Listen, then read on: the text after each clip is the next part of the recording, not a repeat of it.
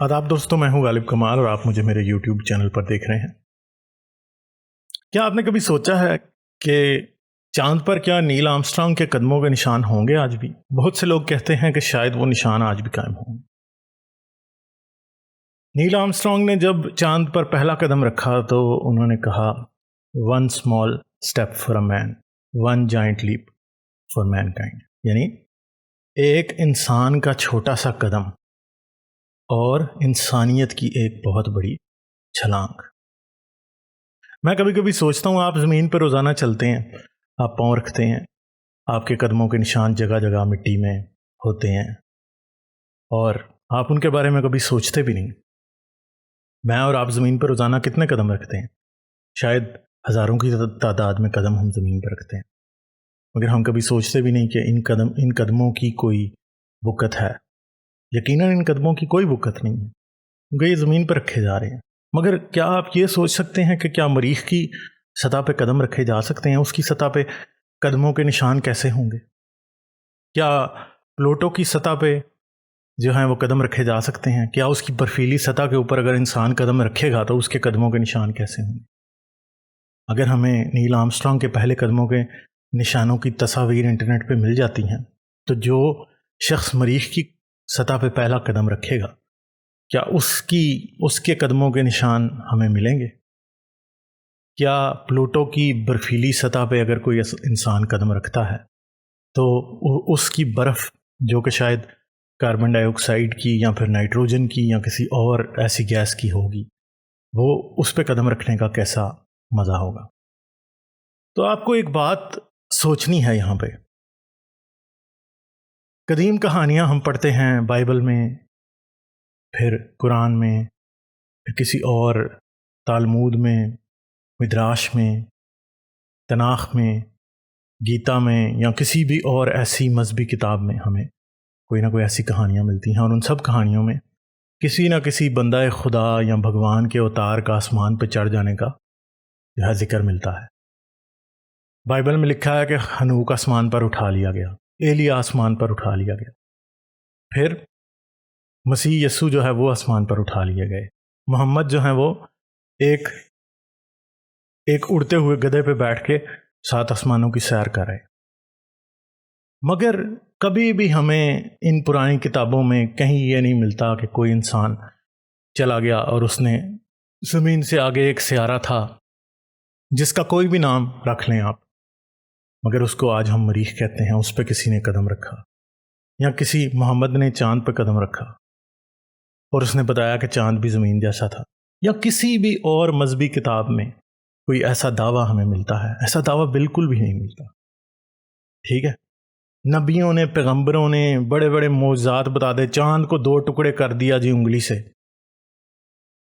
क्योंकि ये बात जो है झूठ है, हम इसे सच कभी मान ही नहीं सकते। नहीं है। बेहतर तो ये होता अगर रसूल अल्लाह ने चांद पे कदम रखे होते, कहीं लिखा होता कि चांद पे कदम रखे, चांद की मिट्टी ऐसी थी, चांद गोल था, ज़मीन गोल नज़र आ रही थी चांद से।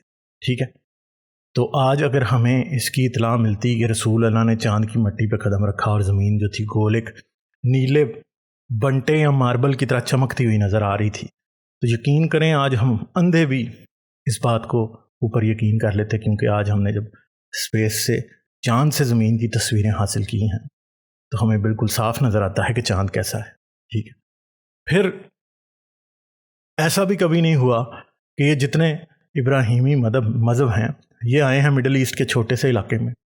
इनमें से किसी ने एंटार्क्टिका में या आर्कटिक सर्कल के अंदर जो है वो जमी हुई बर्फ़ का भी कोई जिक्र नहीं किया, किसी ने बर्फ़ानी रीछ का जिक्र नहीं किया। ठीक है, किसी ने जो है वो क्या उसको आप कहते हैं, किसी ने लामाज और इस तरह के दूसरे जो रेनडियर्स हैं उनका जिक्र नहीं किया इन नबियों ने।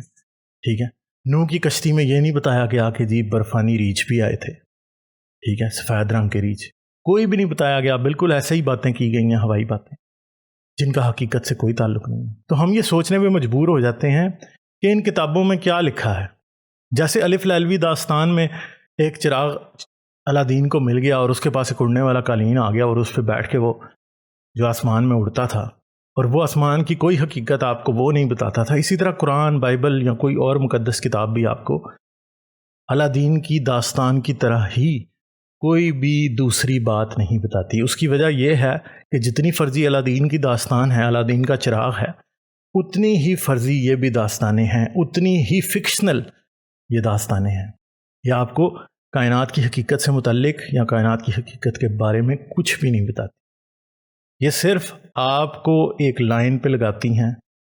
پرانے زمانے کے انسان کو دنیا کی حقیقت سے متعلق یا دنیا کی ریالٹی سے متعلق بہت کم انفارمیشن تھی، اس کے آگے کوئی بھی گپ جس کو آپ کہتے ہیں چھوڑ دیں وہ اس کو مان لیتا تھا، ٹھیک ہے۔ تو یہ آج آپ کو سوچنا ہے، آپ اپنے آپ کو آج سے 1400 سال پہلے لے کے جائیں، آج جو نالج آپ کے پاس ہے، اور پھر آپ سوچیں کہ محمد نے یہ کام 7 آسمانوں تک کیا تھا، اور آپ فرض کریں کہ جب محمد نے معراج کا دعویٰ کیا آپ وہاں کھڑے تھے، تو آپ ان سے پوچھتے کہ زمین تمہیں کیسی اوپر سے نظر آ رہی تھی، تو یقین کریں آپ کو محمد سے بہت ہی کوئی انٹرسٹنگ جواب ملنا تھا۔ یا مسیح یسوع جو خدا ہونے کا دعویٰ کرتا تھا، اگر آپ کو آج ٹائم ٹریول کرایا جائے، پاسٹ میں لے جایا جائے اور یسوع سے پوچھا جائے کہ بھائی بتائیں زمین کی شکل کیسی ہے، چاند کی شکل کیسی ہے، نظام شمسی کیسا ہے، ہمارا فاصلہ ملکی وے گیلیکسی کے سینٹر سے کتنا ہے، یقین کریں آپ کو اس کا کوئی جواب ان میں سے کوئی بھی نہیں دے سکے گا، ٹھیک ہے۔ اور ہو سکتا ہے ان لوگوں نے یہ باتیں کبھی کی بھی نہ ہوں جو دعوے ان کے ساتھ جوڑ دیے گئے ہیں، مگر بعد میں آنے والوں نے کہانیوں میں بڑھاتے بڑھاتے کہانیوں کو اس نہج پہ پہنچا دیا کہ آج وہ بالکل ایک لیجنڈری اور اس قسم کی داستانیں بن چکی ہیں کہ آج آپ ان کو اوپر یقین رکھ رہے ہیں، مگر اگر آج آپ کے کرنٹ نالج کے ساتھ آپ کو پاسٹ میں لے جایا جائے اور ان لوگوں کے روبرو ان کے سامنے بٹھایا جائے تو یقین کریں آپ کو وہ لوگ بیوقوف اور جھوٹے لگیں گے، ٹھیک ہے۔ اس وقت کے لوگوں کو کیونکہ یہ چیزیں پتہ نہیں تھی، اس لیے وہ ان باتوں کو سچ مان لیتے تھے۔ تو آپ آج کا جو نالج ہے اس کو ان وقتوں میں جب یہ نالج، یہ باتیں، مذہبی باتیں کہی گئی تھی، اس وقت میں لے جائیں اور ان کو کمپیئر کریں اور پھر سوچیں کہ اگر واقعی خدا سب کچھ جانتا ہے تو اس نے آپ کو کوئی ریئل انفارمیشن کیوں نہیں دی، ٹھیک ہے، کیونکہ پھر خدا کو آپ کو ایٹ لیسٹ کوئی نہ کوئی ریئل انفارمیشن تو دینی چاہیے تھی جو کہ اس نے نہیں دی۔ اس کا مطلب یہ ہے کہ یہ کتابیں جتنی بھی ہیں، یہ نبی جتنے بھی ہیں، یہ اوتار جتنے بھی ہیں، یہ سب جھوٹے تھے، یا تو یہ جانتے تھے کہ جھوٹ بول رہے ہیں، یا یہ ذہنی مریض تھے۔ تیسری صورت یہ ہو سکتی ہے کہ یہ اس وقت کے انسان کو کچھ ایسی باتیں سکھانا چاہ رہے تھے کہ جو کہ یہ درست سمجھتے تھے۔ یہ استاد تو ضرور تھے، نبی نہیں تھے، ٹھیک ہے۔ یہ اپنے وقت کے مطابق انسان کی جو سویلائزیشن ہے اس کی پرورش اپنی سوچ اور اپنی سمجھ کے مطابق کر رہے تھے، ٹھیک ہے۔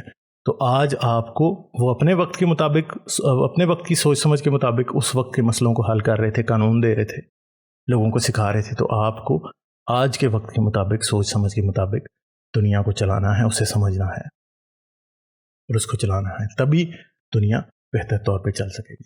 چلیں پھر ملیں گے کسی اور ویڈیو میں کسی نئے ٹاپک کے ساتھ۔ آداب۔